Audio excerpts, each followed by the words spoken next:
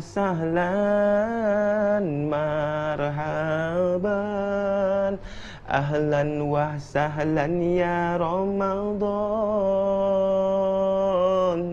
ahlan wa sahlan marhaban, ahlan wa sahlan ya Ramadan.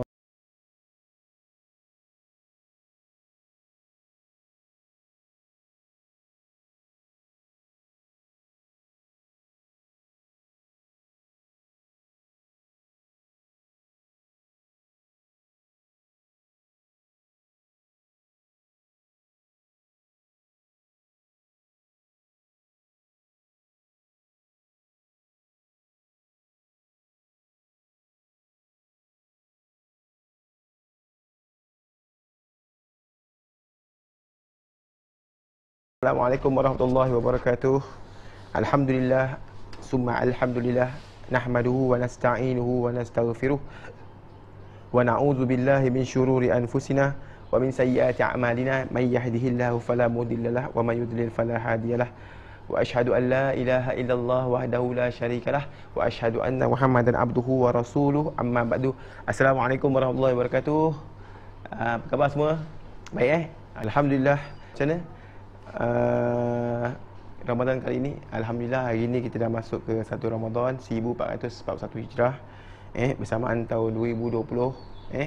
Alhamdulillah, Ramadan kali ini kita beza dengan Ramadan-Ramadan sebelum ni. Sebelum ni Ramadan kita berlumba-lumba nak pergi masjid, buka puasa bersama keluarga. Tapi Ramadan kali ini kita diperintahkan perintah kawalan pergerakan, PKP. So kita berbuka puasa di rumah saja, kita berramadan di rumah saja, malah tarawih dan tarawih serta ibadah-ibadah lain semua kita lakukan kat rumah. Ada hikmahnya di sebalik musibah yang kita hadapi sekarang, COVID-19 ni. Kita boleh berjemaah sama dengan anak-anak kita, boleh berjemaah sama dengan kaum keluarga kita, isteri kita. Jadi merapatkan hubungan sama suami isteri semasa kita di dalam perintah kawalan pergerakan ni. Okey, jadi hari ni Ustaz nak sampaikan sedikit tazkirah lah, sedikit tazkirah yang bertajuk Ramadan yang dinanti-nantikan. Jadi sebelum Ustaz nak bagi tazkirah ni, kita ada satu nasyid ni. Nasyid apa? Nasyid yang pernah dipopularkan oleh kumpulan Rabbani. Ustaz nasyid sikit lah. Hari itu dah apa? Dah nyanyi lagu Irama Malaysia, lepas tu dah rapping sikit. Hari ni kita nasyid sikit lah. Nasyid 1, 2, 3. Ahlan wa sahlan marhaban, ahlan wa sahlan ya Ramadan, ahlan wa sahlan marhaban, ahlan wa sahlan ya Ramadan. Okey, itu dia. Bulan yang dinantikan, yang mana bila kita masuk di 1 Ramadan, malam tadi kita dah masuk Ramadan, kita dah masuk ke satu, orang kata madrasah ke sekolah kita untuk tarbiyah diri kita. Yang mana ketika itu Allah memberikan sebanyak-banyak promosi pahala untuk diri kita, untuk kita kejar. Kita buat sedekah berlipat kali ganda pahala, kita sembahyang sunat kita dapat berlipat kali pahala, kita puasa dapat pahala yang banyak, kita solat berjemaah di rumah sama kaum keluarga pun dapat pahala yang banyak. Masya Allah. Bulan Ramadan ni ramai orang alim-alim ulama, orang yang cerdik pandai, orang yang faham tentang agama, memang nak sampai bulan Ramadan. Dan dia akan berusaha bersungguh-sungguh untuk dapat Ramadan tahun ni buat yang terbaik. Sebab apa? Dia takut bila Ramadan tahun akan datang, mereka tak berjumpa pada bulan Ramadan tersebut. Jadi sama-sama kita manfaatkan Ramadan kali ini. Jadi tajuk Ustaz pada hari tazkirah itu Ramadan yang dinantikan. Marilah kita mengucapkan ahlan wa sahlan ya marhaban kepada bulan Ramadan, bulan yang penuh rahmat dan penuh keberkatan daripada Allah Subhanahu taala. Rasulullah sallallahu alaihi wasallam serta para sahabatnya menunggu-nunggu kehadiran bulan Ramadan. Demikian juga dengan salafus soleh, mereka amat merindui Ramadan, maka mereka menanti-nantikan kedatangan Ramadan sejak bulan Safar lagi. Bulan Safar dia dah berdoa kepada Allah Taala lah supaya sampaikan diri mereka ni kepada bulan Ramadan. Okey, jika Ramadan bukan bulan yang amat istimewa, sudah tentu mereka tidak akan menanti-nanti kedatangannya. Okey. Terlalu banyak tawaran yang ditawarkan oleh Allah Subhanahu taala kepada kita umat Nabi Muhammad sallallahu alaihi wasallam, pahala yang berlipat kali ganda seperti yang Ustaz cakap awal tadi. Daripada Ubadah bin Samit radhiyallahu anhu, okey, meriwayatkan bahawa pada suatu hari ketika Ramadan hampir tiba, Rasulullah sallallahu alaihi wasallam sabda, atakum Ramadan syahrul barakah